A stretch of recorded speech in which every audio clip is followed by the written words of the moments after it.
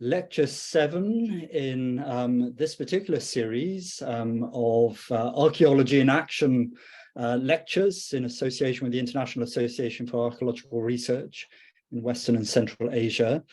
I'm thrilled and delighted to welcome to give today's talk Dr.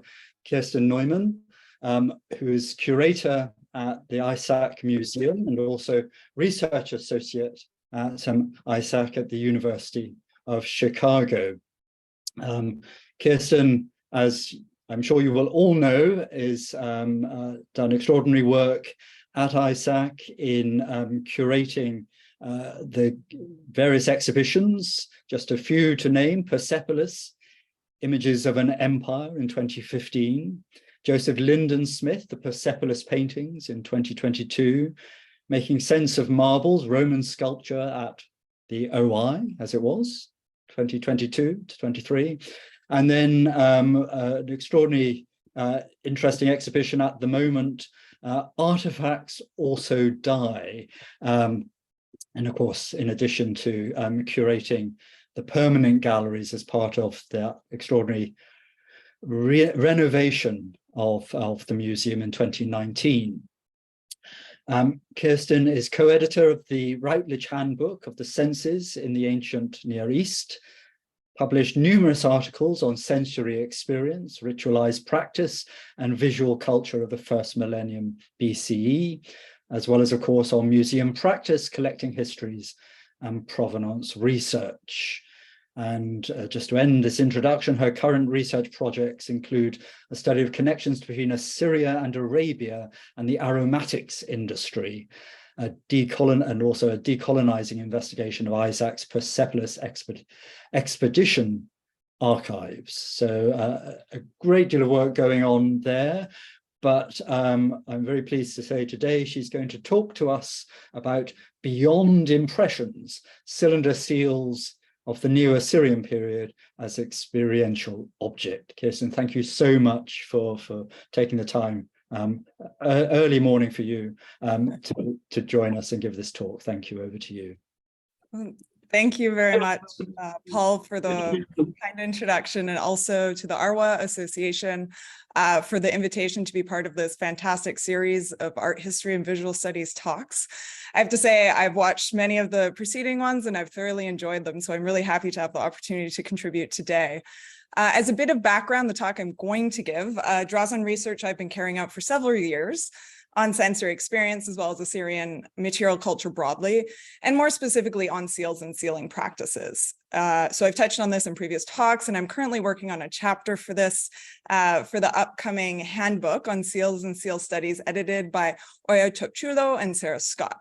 So altogether, ideas and research I'm continuing to work through, so I very much appreciate any feedback after today's talk. So let's get started. Cylinder seals have long been appreciated in ancient Near Eastern studies for their contribution to inquiries of and deliberations on material culture and practice. Commonly referred to as Kanuku and Akkadian, the cylinder seal, an intricately crafted, effective, culturally valued, portable spool-shaped work of art, is attested as early as the 4th millennium BCE in Mesopotamia, when it gradually replaced the stamp seal as an administrative instrument. It was then used through the 1st millennium BCE, when it was in reverse replaced by the stamp seal.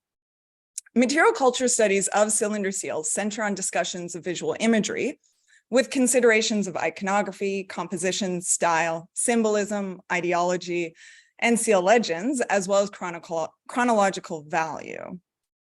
In early art historical canons, glyptic art, meaning seals and their impressions, was treated with distinction alongside large-scale works, in contrast to the treatment of all other forms of small-scale works. Investigations of practice related to cylinder seals consider systems of administration and bureaucracy, technology of communication, and trade and interaction. They also look at seal impressions as markers of personhood, status, profession, and cultural affiliation, as well as the material witness of transactions. Now, what is often made the protagonist in such studies is the seal's impression, or its impressibility. And by impressibility, I mean the object's potential for impressing a particular design and or text. Here, preserved engravings on seals, sealings, and this means lumps of clay on which seals have been impressed or rolled, and seal impressions on cuneiform tablets form an indispensable body of evidence. Equally significant, however, is the cylinder seal itself, the material object whose meaning and life history reach beyond what was engraved on its surface. Today, I take as my protagonist the cylinder seal of the Neo-Assyrian period, looking at contexts of practice that demonstrate their importance as multisensory functional objects, with considerations of their visuality, materiality, medico-magical efficacy, and engagement with sociocultural senses of identity and memory. In her article on Neo-Assyrian cylinder seals in the context of first millennium BCE mass media, Irene Winter wrote, quote, "The particular vehicle of conveyance, its function and its nature must be considered when seeking meaning in the visual sphere," end quote. I endeavored to continue this exploration, considering not just the visual, but the full experiential potential of these complex objects.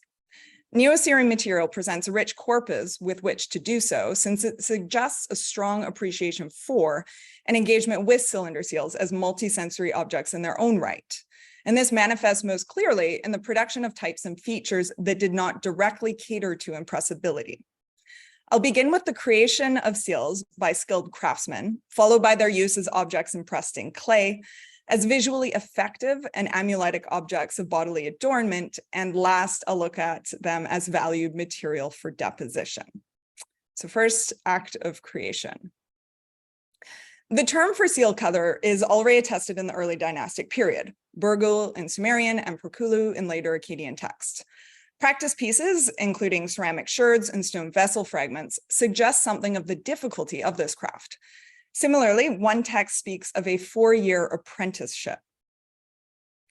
To create a cylinder seal, a seal cutter first shaped the raw material into a cylindrical form, then bore a hole through the center longitudinally with the object affixed to a surface, likely using bitumen to keep it in place, as an example I'm showing here, with bitumen on one end. Next, they smooth the surface with an abrasive and carve the design around the object's circumference, often in the negative, what is called intaglio, meaning incised, starting with drills and finishing with engraving tools. Last, they polish the seal until it achieved the radiant, smooth, finished form of the type we are accustomed to seeing in books and exhibitions today. Each stage of this process demanded great care and attention. The seal cutter holding the unworked material steadily in hand, their face near the surface, dust and particles affecting their vision, as well as olfactory and tactile senses, the sound of tools on the raw material resounding in their ears. Working in an enclosed workshop with little circulation and minimal light, and in the company of other seal covers, would have heightened these multisensory aspects. Working in an open courtyard might provide some relief, yet in their stead would be the sun's reflection on the seal's surface, wind, humidity, and their own perspiration amplifying the situation. Edith Parada perfectly articulates the challenges of form and size when reflecting on her own engraving experience. Quote, "The length of a seal cutter's apprenticeship is understandable in view of the difficulties facing the craftsman in creating the minute design in a curved surface in the negative, an intaglio, almost without the benefit of visual control. The action of the seal cutter can be described as imagining himself inside the body of the man or animal, which is being represented, and as carving from the inside against the outer surface." Material equally impacted the sensory experience of creating a cylinder seal. When the seal was introduced in the late Uruk period, seal cutters favored softer stones, and these could be worked with handheld tools, for example, calcite, limestone, marble, and shell, and less often, serpentinite and steatite. As tools and cutting techniques improved, harder and more prestigious stones gained popularity, and this included quartz, diorite, hematite, and lapis lazuli. Most stones, not being native to Mesopotamia, were imported along trade routes from both east and west. Also present, though in fewer numbers, were seals of faience, metal, glass, ivory, bone, and wood. Both soft and hard materials were used during the Neo-Assyrian period, suggesting not only the varied skills of lapidaries and workshops and availability of resources, but also individual choices connected to the period's cultural values and experiential priorities. To quote Holly Pittman, seals were carriers of culturally salient meanings. a characterization that applies as much to the raw material as to the seal's design. Cylinder seals of softer stones, such as serpentinite, chlorite, and calcite, were dominant during the early Neo-Assyrian period, and these were cut with handheld tools that generated the linear style that defined 9th and early 8th century glyptic. Some exude the same lustrous, radiant qualities as the harder stones that appear later. Serpentinite, for example, has a dark, greasy surface that lends well to intricate carving and polishing, while limestone can have a white to gray glossy surface when worked. Such visually alluring qualities were understood to be manifestations of the divine, specifically divine radiance or Malamu in Akkadian, whose affect extended beyond the visual sphere into the sphere of emotions, evoking senses of fear, awe, and disorientation in the observer. A major shift is seen in the 8th century towards higher quality seals of more hard stones, likely the result of Assyria's conquest of Babylon in 729 BCE, and this saw the deportation of Babylonian seal cutters to Assyria, as well as training of local craftsmen. Microquartz varieties in particular were highly regarded, including chalcedony for its translucent bluish or pinkish gray appearance, agate for its bright and colorful banded appearance, and carnelian for its vibrant reddish to brown hues. Also appreciated was the translucent quality of rock crystal, and this is a macro quartz. Some of these raw materials may have been sourced from within Assyria proper, though aesthetically distinct varieties were often through trade, from the regions of present-day Iran, Afghanistan, Pakistan, and India, and perhaps also areas to the west. And such distant origins added to the seal's prestige as well as their sense of exotica. Less well attested for the Neo-Assyrian period in terms of hard stones, though held in particularly high regard, were cylinder seals carved of lapis lazuli. In Akkadian, this is uknu. Like many quartz stones, lapis lazuli's rarity and long-range procurement, Afghanistan being one of the few areas where it could be mined, confirmed its place among the exotica. It was also acclaimed for its dark, lustrous, electric blue hue, variability, and durability. A vision of perfection that symbolized the divine, life, fertility, desire, sexuality, and beauty in Mesopotamia. Temples, for example, are both likened to and said to be made of uknu stone. It was also used to embellish dedicatory gifts to the gods. In a letter to the Assyrian king, Ashurbanipal, the king of Urartu writes of lapis lazuli being divine, stating that if he took the lapis lazuli, the country would revolt against him. Lapis was also worthy of knockoffs that sought to offer the same sensory experience.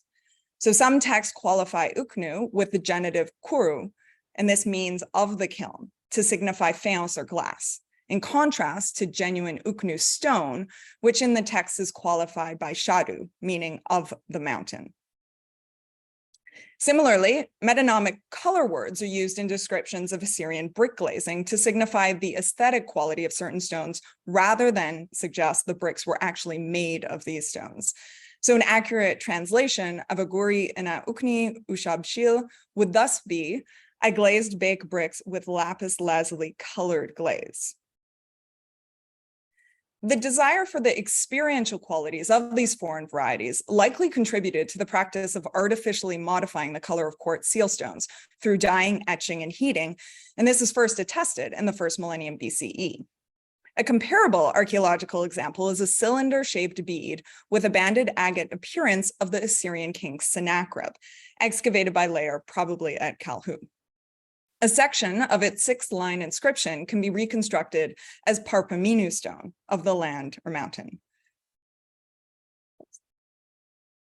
The visual description of Parpaminu stone in the series Abnu Shikinshu fits with the characteristic features of agate. Quote, the stone whose appearance, it is as follows, it is black and has 2 white stripes. Parpaminu is its name.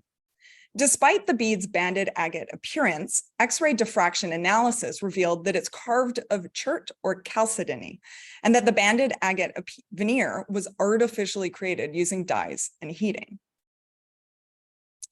If the attribution following the name of the stone in line 2 is restored instead as of Assyria, as Edmund Solberger suggests, this could be understood as a reference to the Assyrian craftsmanship that altered the stone's appearance. Notwithstanding, the labeling of the bead as Parpamenu stone suggests that it was the particular banded appearance, so the visual affordance identified by Parpamenu stone, that allowed for the object to function as and to have the effect of Parpamenu stone in an Assyrian context of practice. In other words, it was not a requirement for the raw material itself to be agate. Seals of composite materials, organic materials, and metal, or with metal attributes such as caps, are also attested, though less frequently. The brilliant and foreign qualities of gold, the effort required to create faience, Egyptian blue, and glass, and the rarity of ivory or bone, for example, would argue for comparable cultural value, prestige, and a sense of the exotic as for semi-precious stones within an Assyrian context of practice. Surely made of gold was the Assyrian royal seal, commonly referred to by unku, meaning signet ring. A letter to the king Ashurbanipal states, quote, "When I saw the gold seal of the king, my lord, I came to life," end quote. Unfortunately, this seal type, defined by a scene of the king stabbing a rearing lion with his sword, is only attested by impressions, including the example I'm showing here of the stamp seal type, beside a comparable gold stamp with guilloche border of Queen Hama from Kalhu. We also have evidence for a cylinder seal of the royal seal type, which I'll return to shortly. Considering that gold was routinely melted down for use in antiquity, this lack of a preserved royal seal is not surprising.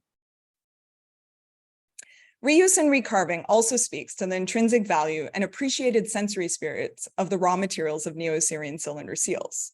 Partially or fully recut engravings, including revisions to design or the inscription, can be fairly obvious. So then the altered section sitting deeper in the stone after the original engraving had been erased. This tablet from Nineveh records a remarkable instance of recarving.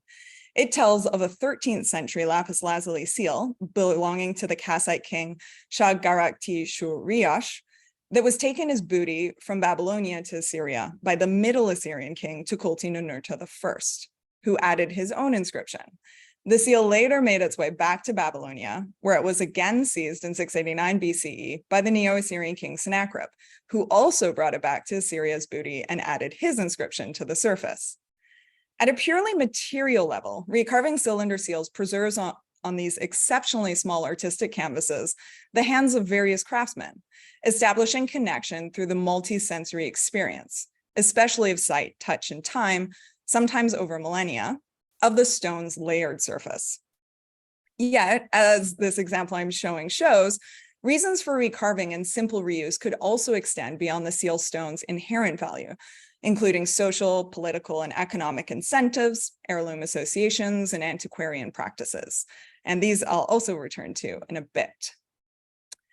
So far, I've highlighted the creation of cylinder seals, including practitioner, practice, and raw material. And now I would like to shift to the life of cylinder seals post-production to look at how the characteristics of the finished products influence and structured experience in the various contexts of practice within which seals circulated.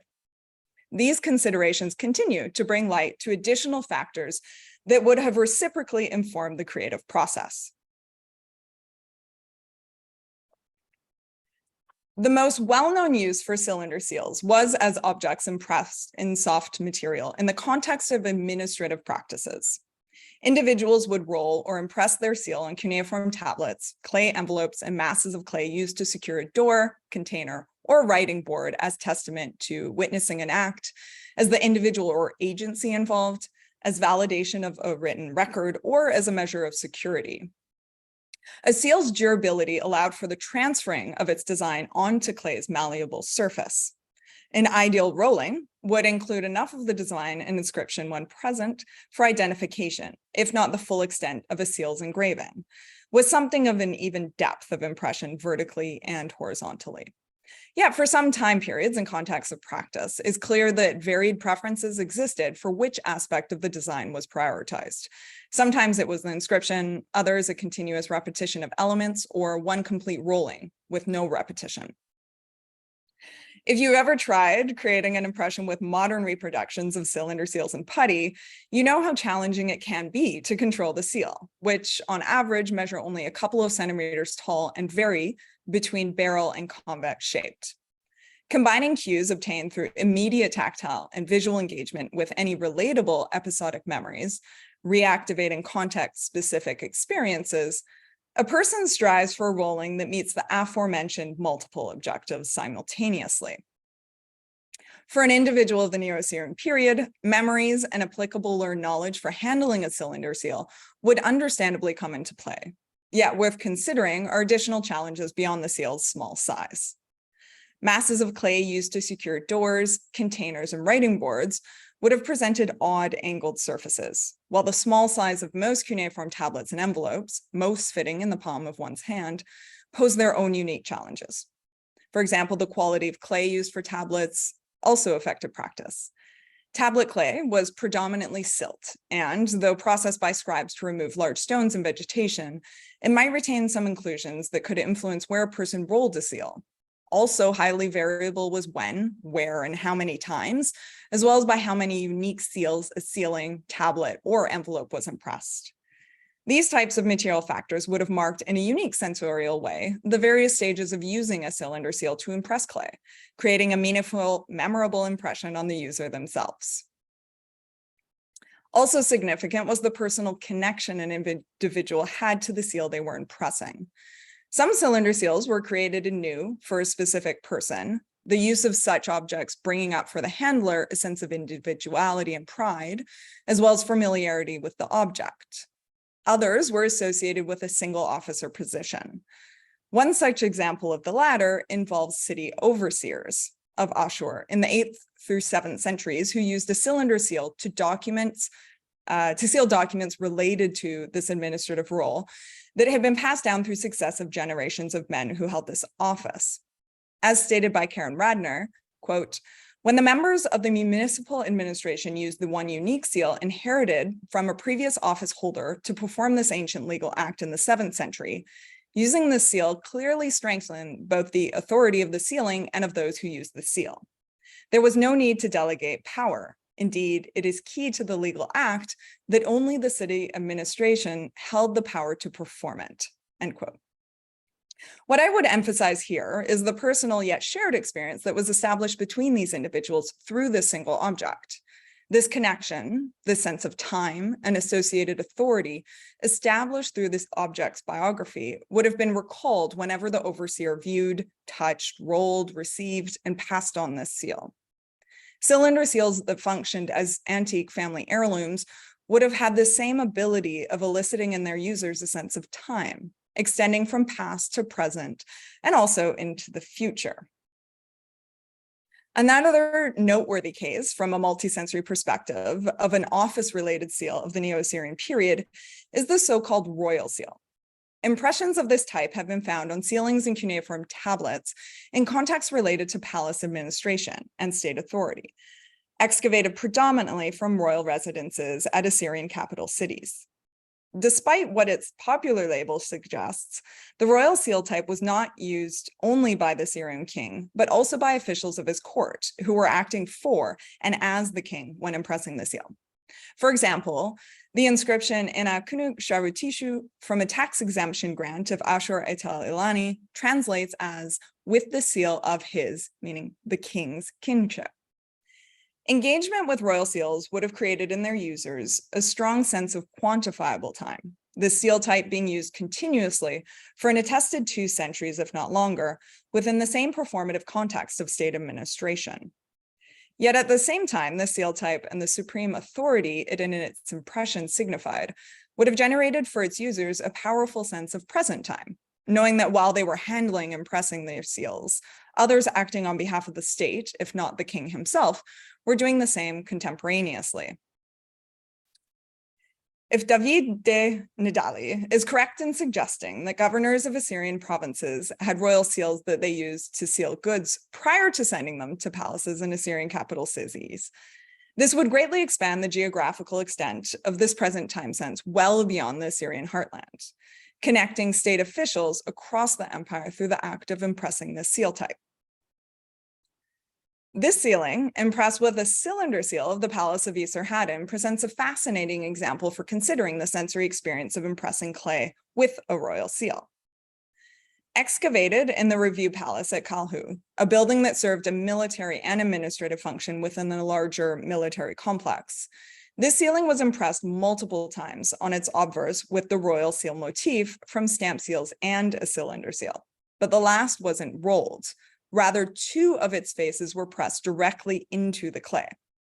One displaying the figure of the king and partial lion, and the other 4 lines of inscription that read, Palace of Esarhaddon, king of, son of Sennacherib, king of Assyria, son of Sargon II, king of Assyria.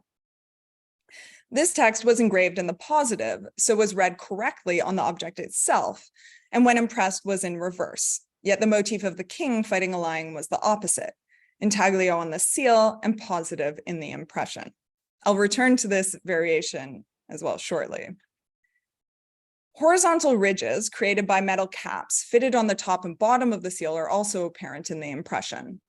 The cylinder seal impressions measure a remarkable 8.8 centimeters in height, dwarfing the encircling 17 true stamp seal impressions, 10 from a seal measuring 3.6 centimeters in diameter, and 7 from a seal 1.4 centimeters in diameter. The impressions on this ceiling, created by several royal seals used by and symbolizing the participation of multiple individuals, speaks to a strong sense of present time and a connection between this group of royal officials when done in unison. The repetition of discrete seals and of this powerful motif overall also added to the ceiling's sensory impact on anyone who concurrently or later viewed, touched, or engaged with it. Yet there's varying opinions about the actual number of seals impressed into this ceiling, and this brings us back to the gold caps. Precious metal caps on cylinder seals, a tradition that does predate the Neo-Assyrian period, fulfilled both a functional role, the top cap with a loop allowing for suspension, and a decorative role, contributing to the visual affect, which I will return to shortly. Third, they allowed for a feature to be added to the seal that impacted the experience of impressing clay. From the end of the 8th century BCE onwards, the more widespread use of an alphabetic script on perishable materials, such as papyrus and leather, led to a returning preference for stamp seals over cylinder seals in Assyria, and a hybrid seal type gained popularity. These stamp cylinders consisted of a cylinder that was either unpierced and had designs on both the cylindrical exterior and base. An example of this is the Archaeological style seal I'm showing on the top. Or the cylinder was pierced and fitted with metal caps, the top one having a handle or loop for suspension and the bottom a design that could be impressed. And here I'm showing examples from the Queen's Tomb located under the Northwest Palace at Kalhu, one having a 6-pointed star on the bottom and the other a horse. And this brings us back to the impression on Esarhaddon's ceiling. One possibility is that the larger of the stamp seal impressions was created by a design on the metal cap fitted around the base of the same cylinder seal that was impressed in the center of the ceiling, while the smaller stamp seal impressions were created by a separate stamp seal. However, the guilloche border with raised rim of the larger stamp seal impressions is more characteristic of standalone stamp seals or signet rings, as on the example we looked at earlier that I'm showing here again, suggesting that 3 distinct seals may have been used. Notwithstanding, from an experiential perspective, any such combination would have brought together multiple individuals acting on behalf of the king in this one moment of time, creating an object, the ceiling, that offered a clear and lasting visual and tactile testament of state authority through the repetition of impressions from multiple royal seal types. This ceiling also affirms that there existed a continued meaningful and necessary sociocultural connection to the tactile and active practice of impressing a cylinder seal during this period. Yet at the same time, the adoption of stamp cylinders suggests that alterations were acceptable for the materiality and interactive potential of this somewhat standardized object type to accommodate shifts in practice. Additional changes to the multi-century features of cylinder seals in the Neo-Assyrian period should be viewed with a similar sensitivity to shifts in practice, changes that made this object type more impactful, appropriate, and perhaps also of preference as functional objects in their own right, and not solely as impressible objects. And here, I turn to those other contexts of practice beyond impressing clay, beginning with seals as objects on the body. The potential to be suspended by way of their central vertical perforation, precious metal caps with loops, and wound wire loops made Neo-Assyrian cylinder seals an ideal form of adornment, whether worn around the neck or secured to the clothing by way of garment pins. The royal inscriptions of Tiglath-Pileser III speak of a cylinder seal that hung around his neck, that the king took from a defeated enemy.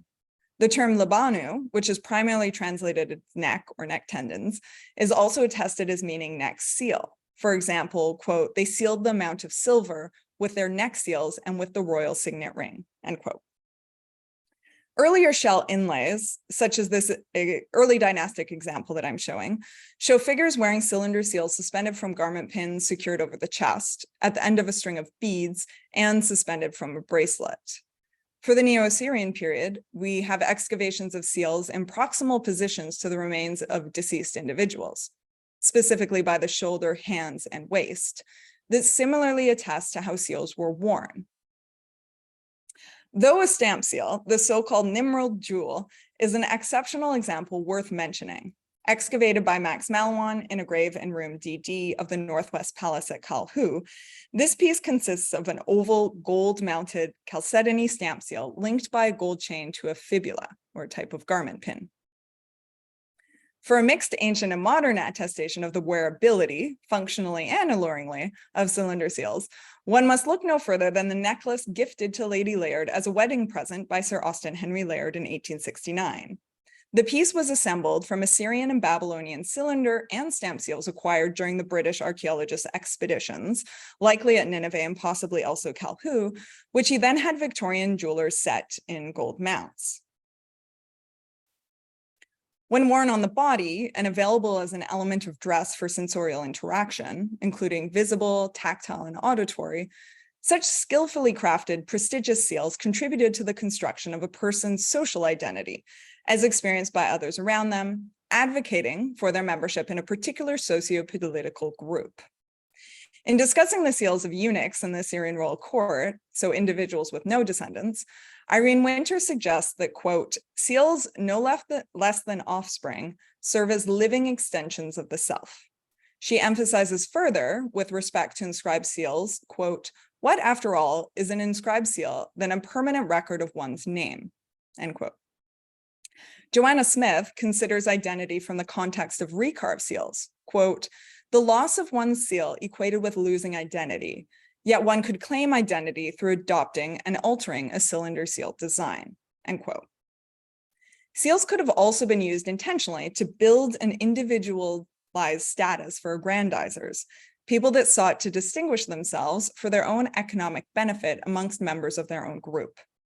As argued by Timothy Earle in his pioneering work on the visual display of rank through costume within both Hawaiian and Inca societies, for example, the use of Hawaiian feather cloaks and Inca shells and metal ornaments, by decorating the body with prestige items, deliberate identities could be constructed that revealed a wearer's intentionality, based on an understanding of the implications such adornment had within his or her respective social groups.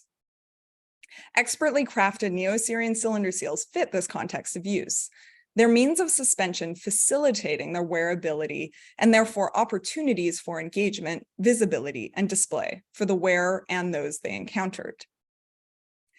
The fact that some Neo-Assyrian cylinder seals were inscribed in the positive further upholds the argument for their wearability and that they were meaningful multi-sensory objects in their own right. This cylinder seal of Ninurta Idia Shukshid, which I showed earlier for its gold caps, is one such example. The design of royal and divine figures carved in intaglio is in relief when impressed. In contrast, the four-line inscription is carved in the positive on the seal itself. And so in the inscription, in the impression, it's in the reverse. This seal from Terbisu presents the same combination.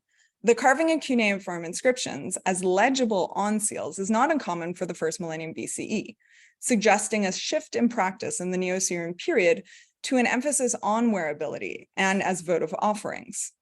In the publication of the Kalhu seal, Muzahim Hussein states that the positive inscription, quote, argues that this was not a seal, but rather an amulet, end quote.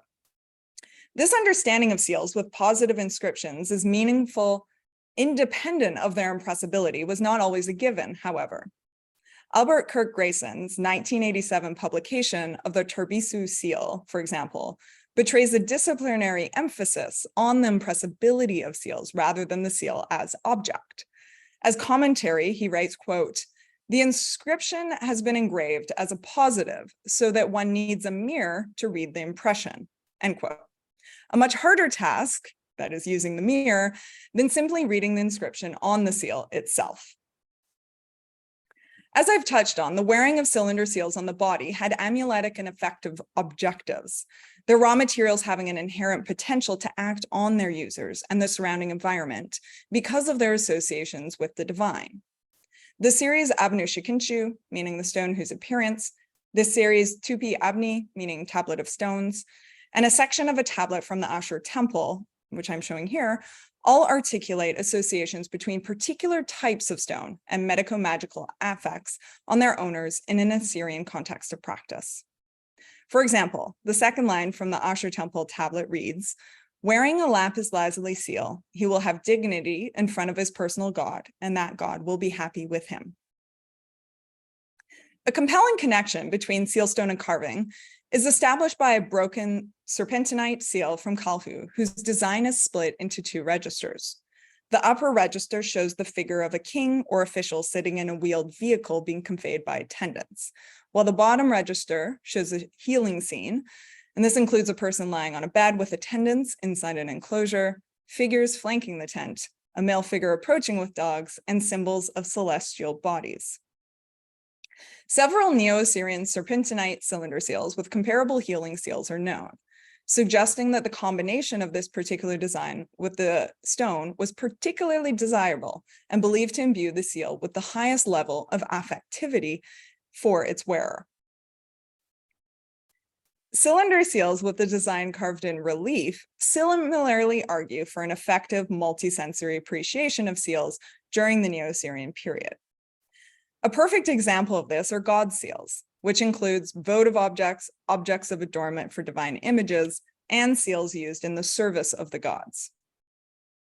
Here I'm showing a 12.5 centimeter tall lapis lazuli cylinder seal carved with a design in relief that shows the god Adad, with 3 Akkadian inscriptions also in the positive. The original inscription, seal of the god Adad, was later altered with the addition property of the god Marduk of Esagil. A third inscription was later added presumably when Esarhaddon rededicated the piece. Quote, "To the god Marduk, great lord, his lord, Esarhaddon, king of the world, king of Assyria, presented this object for the sake of his life." Another inscription related to Esarhaddon's restoration of Esagil tells of the king also adorning the necks and covering the chests of several gods who were created in Ashur, so understood to mean their divine images. Quote, "with magnificent adornments and precious jewelry that greatly befitted their lordship," end quote.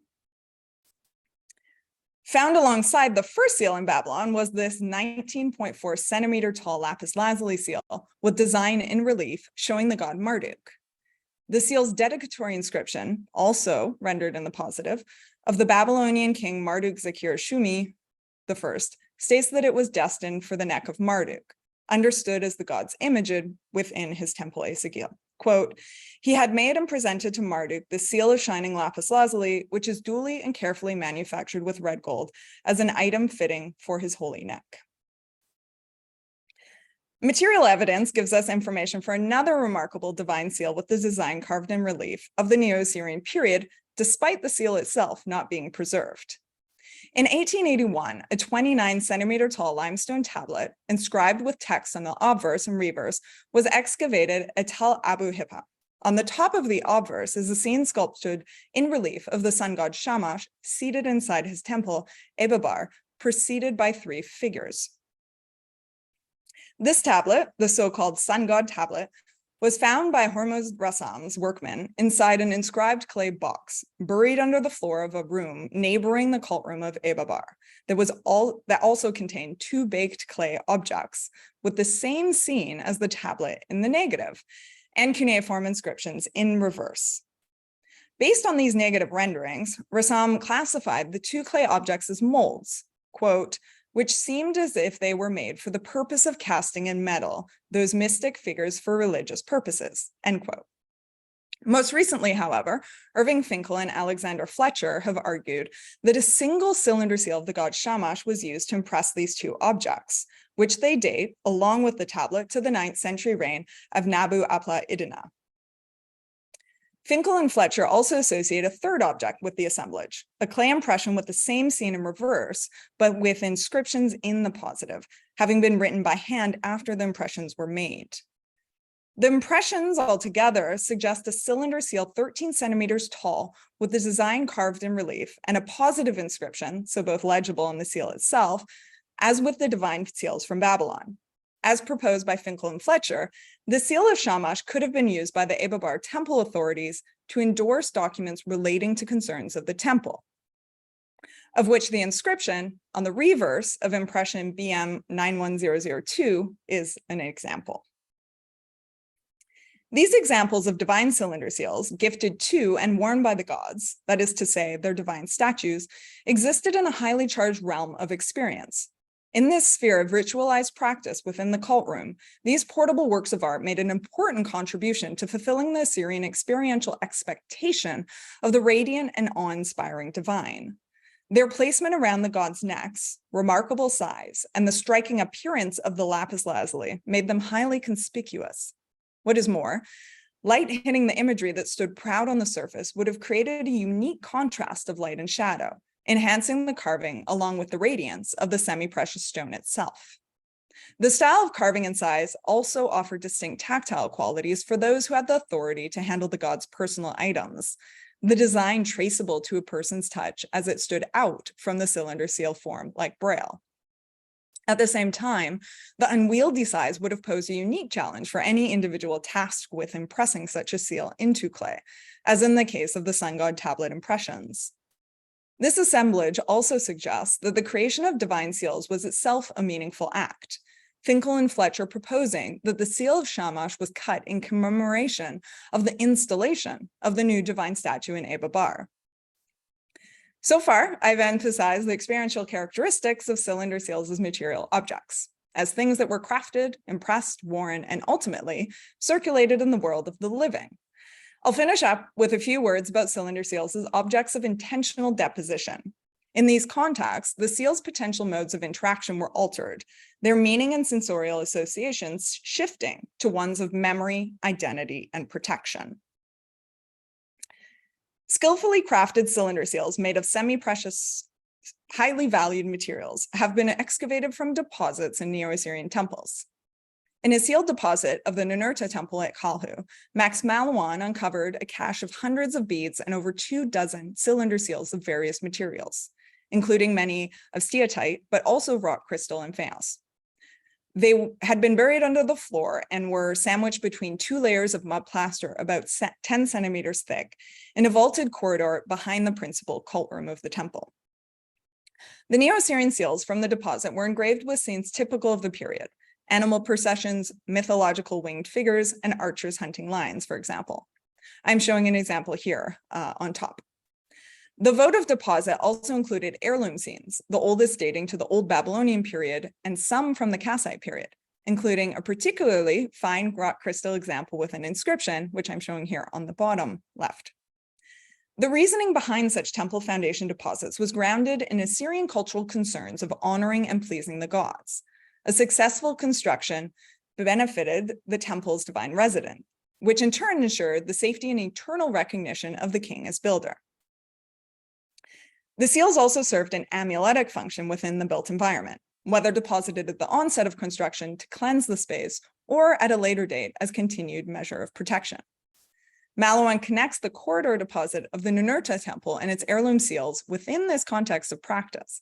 Quote, the intention had evidently been to dedicate both contemporary material and antiquities to the god, a practice well known long before this time.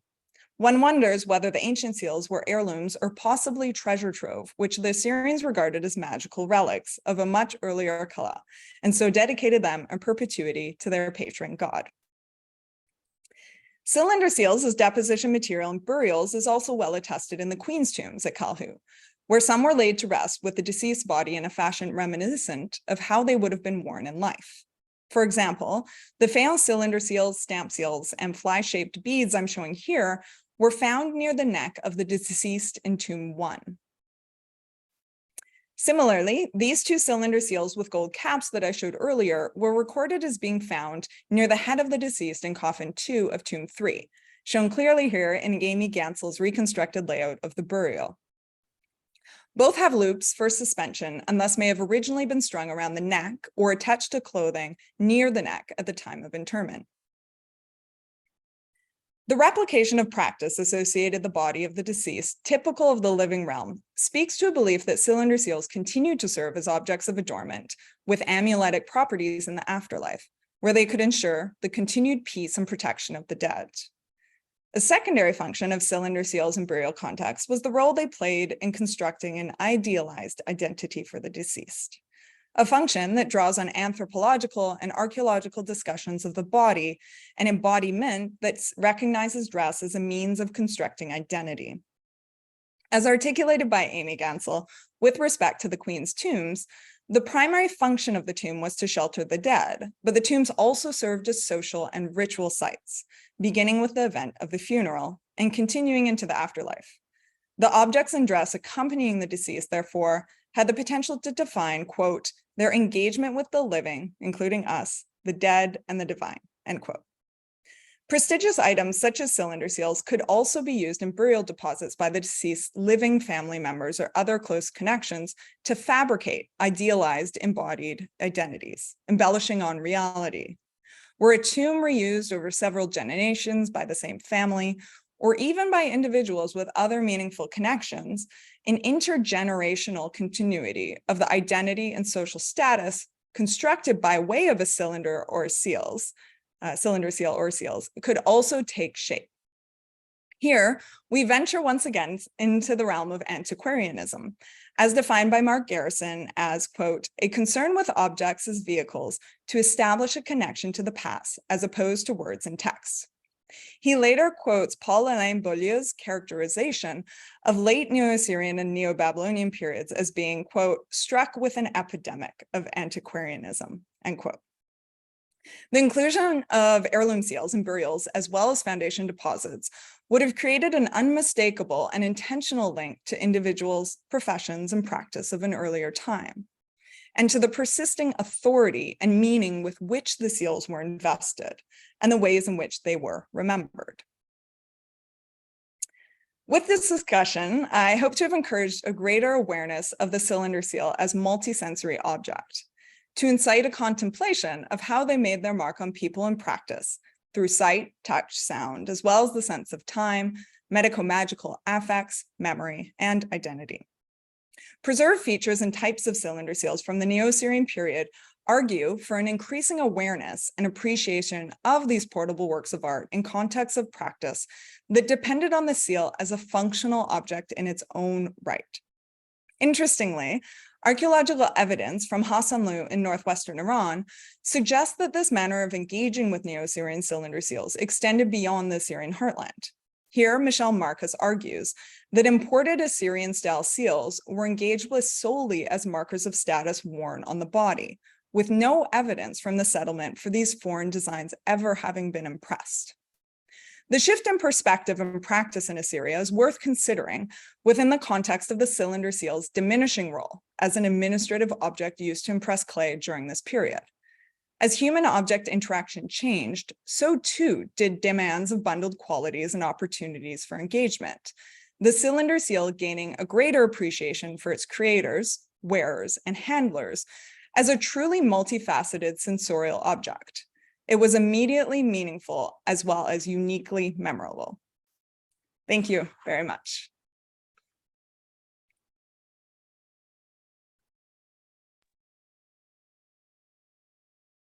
Kiersten, thank you very much indeed. That was a wonderfully rich, very rewarding, shall I say, multisensory talk. really introducing us to a whole range of different ways of thinking about seals as objects rather than just simply as administrative tools.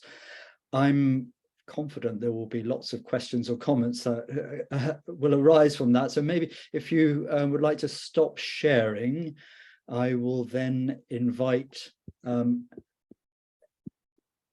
our audience who have questions to either raise their hands or simply open up their video and talk. Joanne, yeah.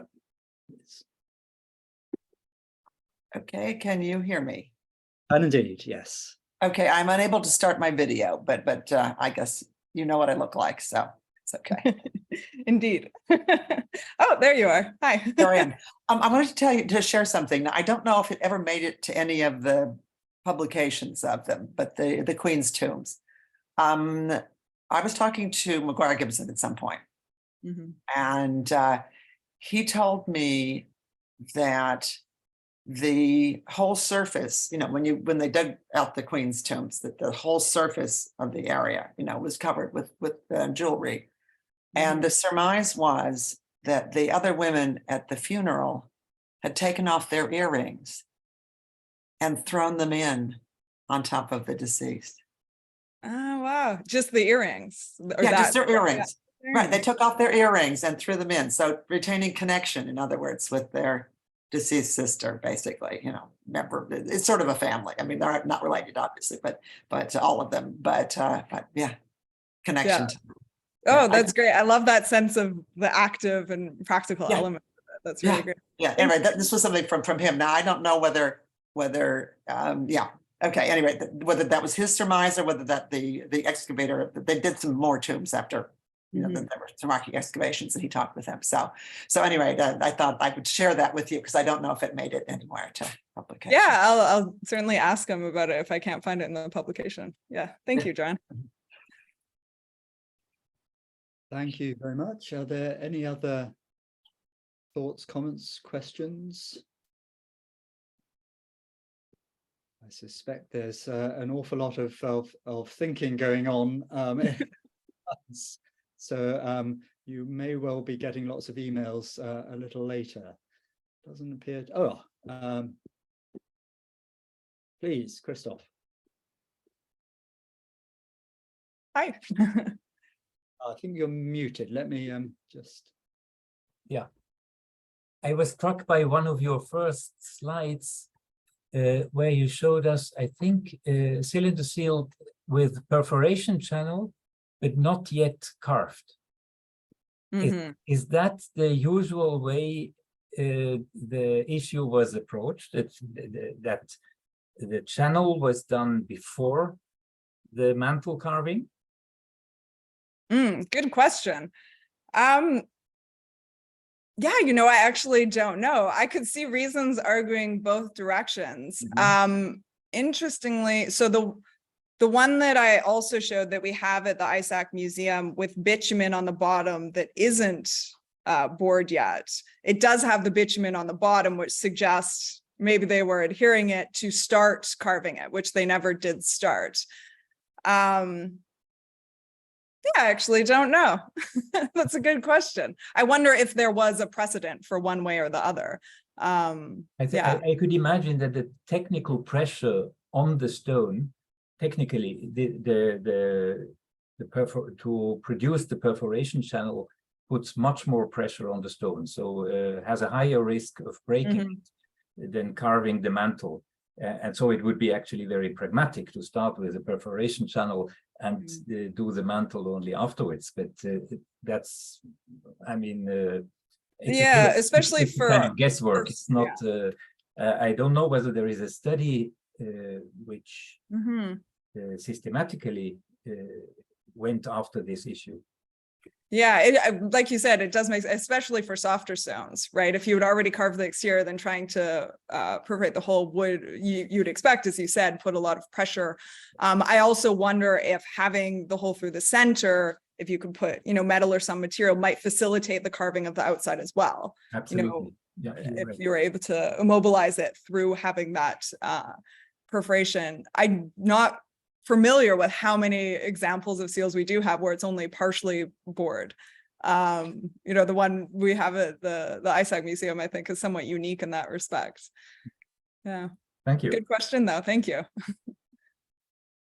Yeah, that's a very interesting question, isn't it? Thinking about experimental archaeology, whether one can start, as it were, sort of pinning seals to a fixed base and then the carving undertaken after that. Yeah. Yeah, for the later stamp cylinders where some of them they aren't perforated, you'd imagine that they would carve the top or have something to hold it first. With some of them having those loops for suspension, that might help. Yeah. I myself haven't tried to carve a seal yet, so I'll see one day if I try, which seems easiest. Yes, yeah. Are there any other thoughts, questions for Kiersten? I do see a question in the chat from Valerie, if I'm preparing an article on this. Yes, I mentioned quickly in the intro, I am working on this topic for the handbook on seal and seal practices that is coming out, or seal studies that is coming out by Oyo Chipchulo and Sarah Scott. So forthcoming. Very good. Well, I'm sure we certainly all look forward to that. I think in the meantime, then, just before I formally thank you, that one, I just want to advertise next week's talk, the final one in this current series, and it will be Sarah Grant from the Metropolitan Museum, who will be talking on From Gyesu to Ur, tracing the circulation of old Babylonian terracottas in southern Iraq. So another fascinating topic to come back to next week, and I look forward to welcoming you all back. For the moment, my grateful thanks to Kiersten for a really wonderful talk this afternoon. Thank you very much indeed. And thank you again for the invitation, and for everyone for joining. I appreciate it. Have a wonderful weekend. Thank you all very much indeed. And see